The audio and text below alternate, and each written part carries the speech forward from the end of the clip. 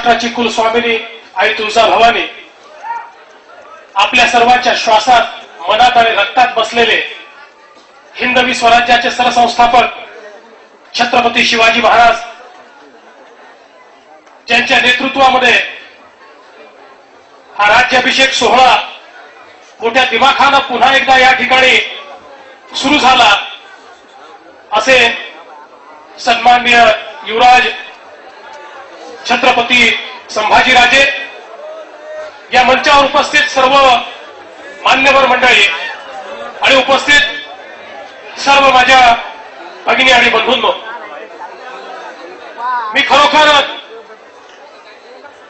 युवराज छत्रपती संभाजीराजे आणि राज्याभिषेक समितीचे आभार मानतो की या दिमागदार सोहळ्यामध्ये आणि आजच्या या पवित्र दिवशी छत्रपतींच्या राज्याभिषेक सोहळ्यामध्ये या ठिकाणी सहभागी होण्याची संधी आपण मला दिली. माझं जीवन पावन झालं, पवित्र झालं आणि माझ्या जीवनाला नवीन ऊर्जा मिळाली असं या ठिकाणी मी समजतो. खऱ्या अर्थानं छत्रपती शिवाजी महाराज जे युगपुरुष होते, 12 मावळातल्या 18 पगड जातीच्या सामान्य कार्यकर्त्यांमध्ये, सामान्य मावळ्यांमध्ये, सामान्य शेतकऱ्यांमध्ये पौरुष जागृत करून छत्रपतींनी या ठिकाणी हे साम्राज्य उभं केलं. आणि छत्रपतींमध्ये ही ताकद होती की लाखाच्या फौजा घेऊन मुघल आले तरी छत्रपतींचा आदेश झाला तर 5000, 2000, 3000 मावळे हे छातीला माती लावून तलवारीची धार घेऊन ज्यावेळेस उतरायचे, वाघाच्या जबड्यात घालून हात मोजितो दात जात ही आमची, पाळताऊन पाने आमच्या इतिहासाची.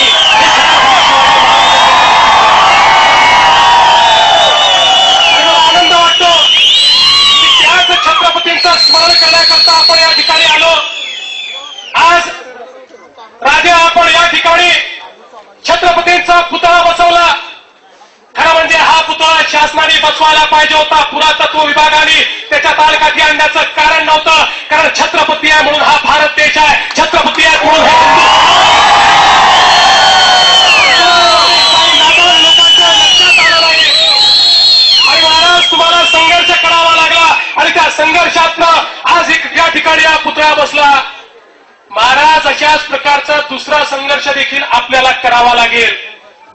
2004 सालापासून समुद्रामध्ये छत्रपतींचं स्मारक तयार करू,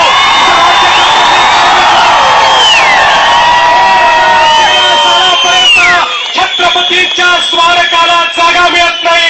यापेक्षा दुर्दैव काय आहे महाराज? आता तुम्ही मैदानात उतरा, आम्ही तुमच्या सोबत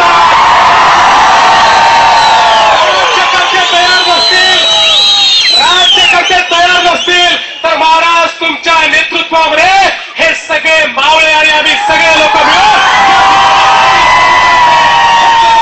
स्मारक उभं करू.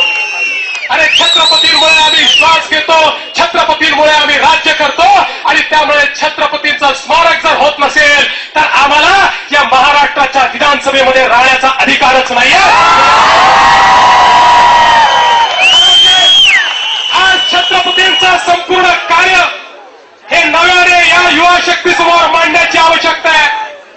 त्यांचा लढाईचा इतिहास तर आहेच, त्यातनं शौर्य जागृत होतं, पण राज्यकर्ता कसा असला पाहिजे याचं उत्तम उदाहरण देखील छत्रपती शिवाजी महाराज होते. आज तमाम माझ्या सहित जे काही राजकारणात काम करणारे लोक आहेत, जे राज्यकर्ते आहेत, त्यांना एकदा पुन्हा छत्रपती शिवाजी महाराजांचं चरित्र वाचण्याची आवश्यकता आहे. या महाराष्ट्रामध्ये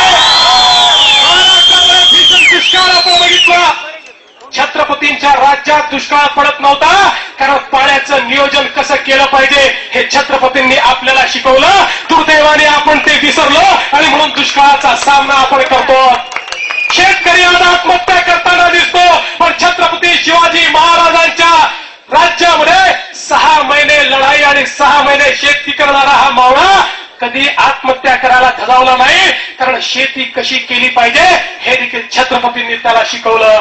माझी विनंती आहे ज्याप्रमाणे आपण 10वी मध्ये फिजिक्स शिकतो पण इंजिनिअरिंगला अप्लाइड फिजिक्स शिकतो, आपण 10वी मध्ये केमिस्ट्री शिकतो, पण आपण अप्लाइड केमिस्ट्री इंजिनिअरिंगला शिकतो.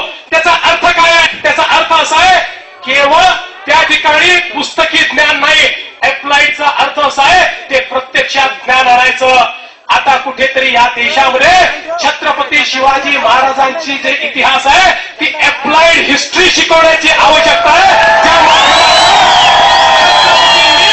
राज्यकारभार कसा चालवायचा, रयतेचं राज्य, सामान्याचं राज्य, शेवटच्या माणसाचं राज्य कसं तयार करायचं हे जे छत्रपतींनी शिकवलं, त्याचे क्लासेस जर राज्यकर्त्यांना दिले तरच हा महाराष्ट्र आणि हा देश पुढे जाऊ शकतो. आम्ही विश्वास या निमित्ताने व्यक्त करतो.